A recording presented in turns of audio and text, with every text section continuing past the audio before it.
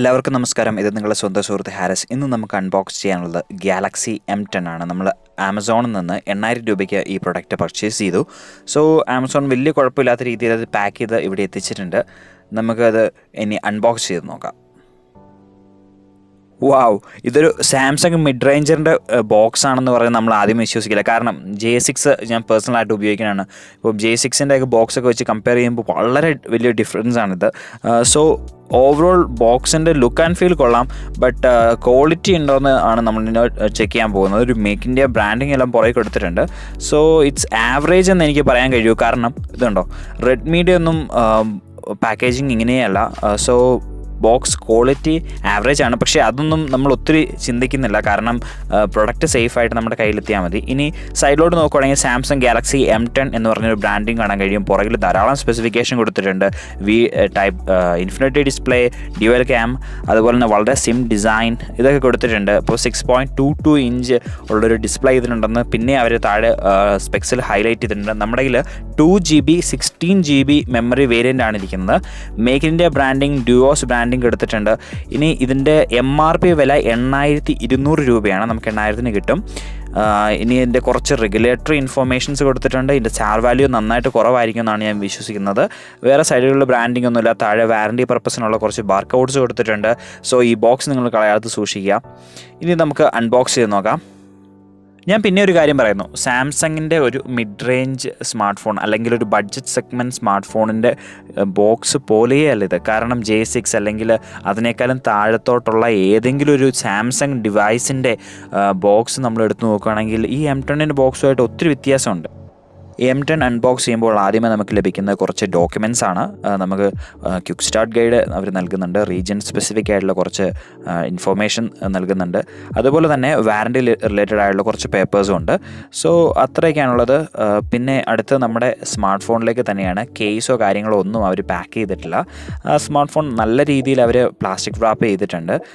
So first impression വളരെ ലൈറ്റാണ്, അതുപോലെ തന്നെ വളരെ സ്ലിം ആയിട്ട് തോന്നുന്നുണ്ട്. സാംസങ്ങിൻ്റെ ഒരു ബ്രാൻഡിങ് പുറകിലുണ്ട്.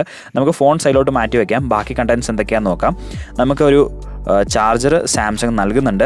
പക്ഷേ വളരെ സങ്കടകരമെന്ന് പറയട്ടെ, ഇതൊരു 1 amp ചാർജറാണ്. ശരിക്കും 2019 വാട്ടെവർ 3400 mAh ബാറ്ററി അല്ലേ ഉള്ളൂ. പിന്നെ ഒരു മൈക്രോ USB കേബിളും ആണ് ഉൾപ്പെടുത്തിയിരിക്കുന്നത്. സോ ഇത്രയും കാര്യങ്ങളാണ് ഈ ബോക്സിലുള്ളത്. ഫോൺ, ചാർജർ, കേബിൾ, കുറച്ച് ഡോക്യുമെൻറ്റ്സ്, അത്രയേ ഉള്ളൂ.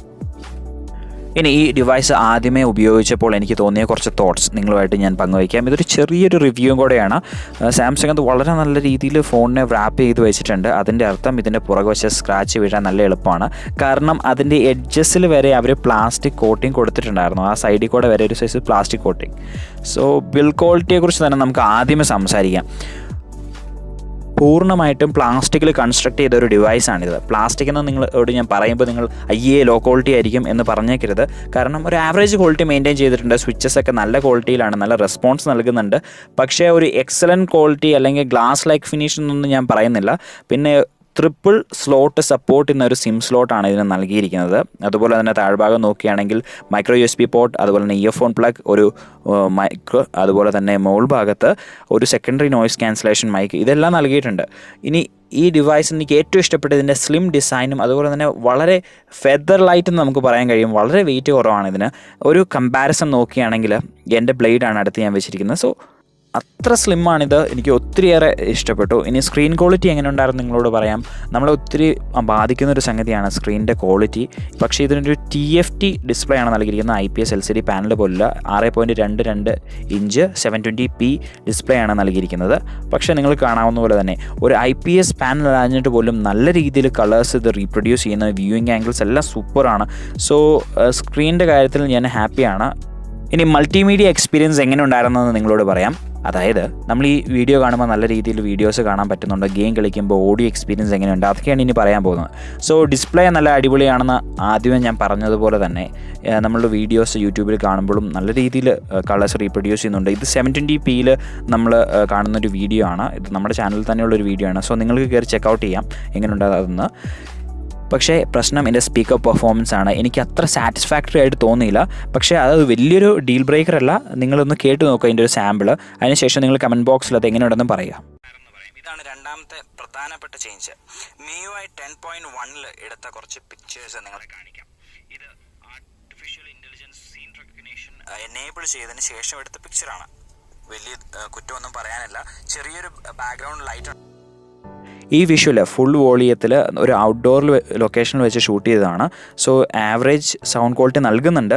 എങ്കിലും ചെറിയൊരു സജഷൻ, ആ ഗ്രില്ലും സ്പീക്കറും താഴെ വശത്തേക്കായിരുന്നെങ്കിൽ അല്പം കൂടെ നല്ല സൗണ്ട് ക്വാളിറ്റി ലഭിച്ചേനെ. ബട്ട് ഒന്നും ചെയ്യാനില്ല, നമുക്കിങ്ങനെയാണ് ലഭിച്ചിരിക്കുന്നത്. ഇനി ക്യാമറ എങ്ങനെയുണ്ടെന്ന് പറയാം.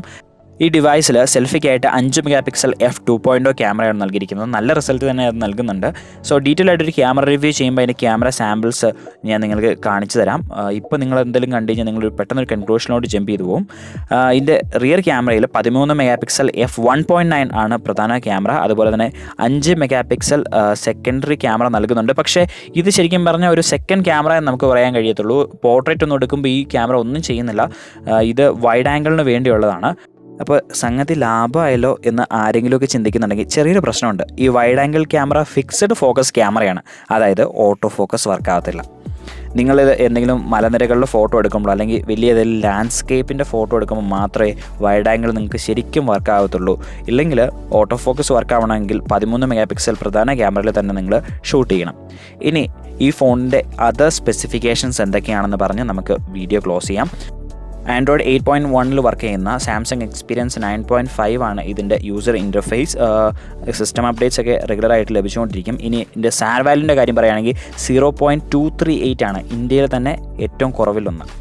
ഇനി ഇതിന് ഫേസ് റെക്കഗ്നിഷൻ സപ്പോർട്ട് ചെയ്യുന്നുണ്ട്. ഫാസ്റ്റർ ഫേസ് റെക്കഗ്നിഷൻ എന്നൊക്കെയാണ് കമ്പനി പറയുന്നത്. പക്ഷേ ആത്മാർത്ഥമായിട്ട് പറയാലോ, ഒട്ടും ഫാസ്റ്റ് അല്ല, വളരെ സ്ലോ ആണ്. ഈ കാര്യത്തിലാണ് റിയൽമിയൊക്കെ ഒത്തിരി ഫ്രണ്ടിലായിരിക്കുന്നത്. നിങ്ങൾക്കിപ്പോൾ കാണാൻ കഴിഞ്ഞ പോലെ തന്നെ നല്ല സമയം എടുക്കുന്നുണ്ട്. ഇനി മറ്റ് സോഫ്റ്റ്വെയർ ഫീച്ചേഴ്സ് പറയുകയാണെങ്കിൽ 2019 ജാനുവരി 1 സെക്യൂരിറ്റി പാച്ചും നൽകിയിട്ടുണ്ട്. ഇടയ്ക്കിടയ്ക്ക് സോഫ്റ്റ്വെയർ അപ്ഡേറ്റ്സും ഈ ഡിവൈസിന് ലഭിക്കുന്നുണ്ടായിരുന്നു ഞാൻ യൂസ് ചെയ്തപ്പോൾ. ഇനി ഈ UIയുടെ കാര്യത്തിൽ ഒത്തിരി ബ്ലോട്ട്വെയറുകളൊന്നുമില്ല, സ്മൂത്താണ്. ഇനി ഇതിൻ്റെ ചിപ്സെറ്റിൻ്റെ കാര്യം പറയുകയാണെങ്കിൽ സാംസങ്ങിൻ്റെ തന്നെ Exynos 7870 ഒക്ടാകോർ ചിപ്സെറ്റാണ് നൽകിയിരിക്കുന്നത്. ഇതിന് Mali T830 എന്ന് പറഞ്ഞ GPU നൽകിയിട്ടുണ്ട്. സോ ഇതെല്ലാം ഒരു ആവറേജ് സ്പെക്കാണ്. ഇനി ഇതിൻ്റെ ഒരു കൺക്ലൂഷനിലോട്ട് വരുമ്പോൾ ഈ ഡിവൈസ് നിങ്ങൾ മേടിക്കണോ വേണ്ടയോ എന്നൊരു ക്ലിയർ കട്ട് ആൻസർ ഞാൻ ഇപ്പോൾ പറയുന്നില്ല. കാരണം അത് റിവ്യൂവിന് ശേഷം നിങ്ങൾ അറിയേണ്ട ഒരു ഉത്തരമാണ്. പക്ഷേ എനിക്കിപ്പോൾ തോന്നുന്നത് റിയൽമി C1 തന്നെയാണ് ഇതുമായിട്ട് കമ്പയർ ചെയ്യുമ്പോൾ എനിക്കിപ്പോൾ ബെറ്ററായിട്ട് തോന്നുന്നത്. പക്ഷേ ഇതും 8000 രൂപ നിങ്ങൾ കൊടുത്ത് ഞാൻ കൊടുക്കുന്ന പൈസയ്ക്കുള്ള മുതലുണ്ട്. സാംസങ്ങിനോട് നിങ്ങൾക്കൊരു പ്രത്യേക ഇഷ്ടമുണ്ടെങ്കിൽ തീർച്ചയായിട്ടും ഈ ഡിവൈസ് നിങ്ങൾക്ക് കൺസിഡർ ചെയ്യാം. സോ ഇത്രയൊക്കെയാണ് ഈ വീഡിയോയിലുള്ളത്. ഈ വീഡിയോ നിങ്ങൾക്ക് ഇഷ്ടപ്പെട്ടെങ്കിൽ ആ സബ്സ്ക്രൈബ് ബട്ടൺ ഇപ്പോൾ തന്നെ ക്ലിക്ക് ചെയ്യുക, ലൈക്ക് ചെയ്യുക, ഷെയർ ചെയ്യുക. എന്തെങ്കിലും അഭിപ്രായമുണ്ടോ അത് കമൻസ് ആയിട്ട് എഴുതുക. ഫുൾ റിവ്യൂവിൽ നിങ്ങൾക്ക് എന്തെങ്കിലും ചോദ്യങ്ങൾക്ക് ഉത്തരം ലഭിക്കണമെങ്കിൽ അതും താഴെ കമൻ്റായിട്ട് എഴുതുക. ഇത് നിങ്ങളുടെ സ്വന്തം സുഹൃത്ത് ഹാരിസ് സൈനിങ് ഓഫ്.